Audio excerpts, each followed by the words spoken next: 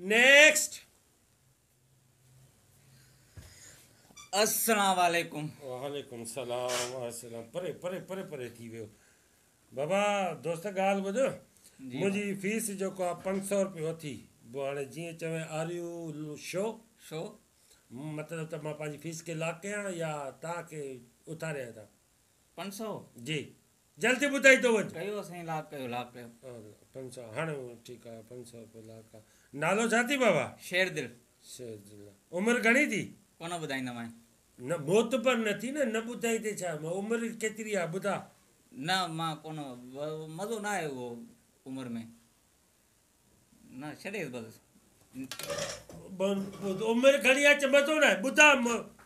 उमिरि घणी आहे न ॿुधाईंदोमांइ न, मां चयो न ख़ासि मज़ो न आहे उहो। 36 हणूं 36?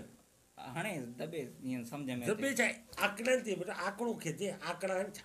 36 दॿे मथियों 5 हेठों 77 आकड़ा। 36 तूं हाणे छा यादि कंदे। महिरबानी। हा छा थियो थी? पाण ॻोल्ह, डॉक्टर आहे, पैसा थो वठी 500। पाण ॻोल्हे अहिड़ा मरीज़ असां वटि आया त बसि असांजूं बि अस्पतालियूं हलियूं।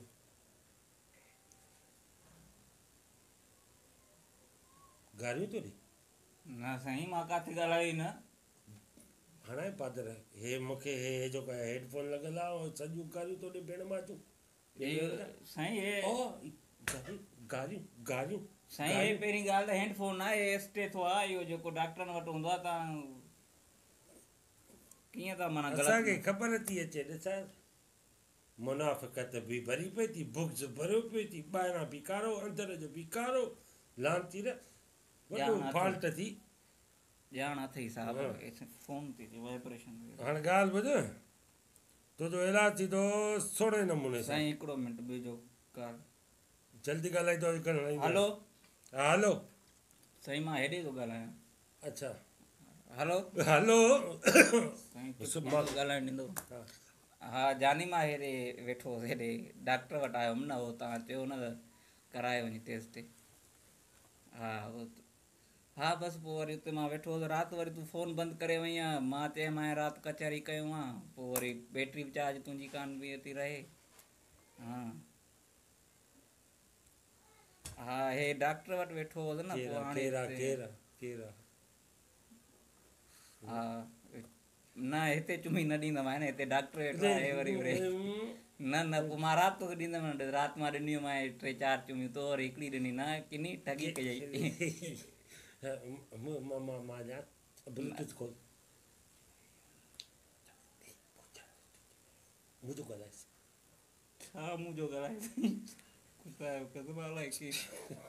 हलो अच्छा अच्छा ॻाल्हि ॿुधो जानी मां फ़ोन बंदि थो कयां। हलो ठीकु आहे।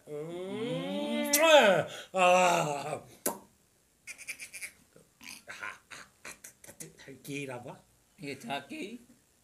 हपा कई बसि पेशेंट खे, हपा कयमि पेशेंट खे। ॿुध त इहो केरु आहे? छोकिरी आहे। केरु आहे? छा दोस्त आहे मुंहिंजी। हा कीअं फसायोसीं? कीअं फसाइसीं? हेॾां ॼार आयमि, हेॾां फायर कयमि, भॻी ॼार में फाथी वञी। साईं हे दोस्ती रखबी आहे न। हे छोकिरियुनि सां ईअं फसाए बि थोरे, हिननि सां प्यारु कबो आहे। ॻाल्हि त ॿुध, मूंखे बि यार पैसो जाम आहे पर ईअं हर माण्हू लुटायो आहे, खामखा ज़ियान कयो आहे। का सेटिंग बाक़ी हिकिड़ी ॻाल्हि ॿुधाए छॾाए मूंखे। छोकिरी पाण ताईं रखजांइ, सेटिंग वेटिंग कराए ॾे। तुंहिंजी फीस रोज़ु फ्री आहे। एक्सरे कयईं? एक्सरे हरूभरू साईं एक्सरे कयईं? माना मथां हुजे माना को ब्लड प्रेशर में को ब्लड पाती हुजे। पैसा न वठंदव? न न पैसा न वठो। तूं मुंहिंजो रोज़ जो कस्टमर आहे।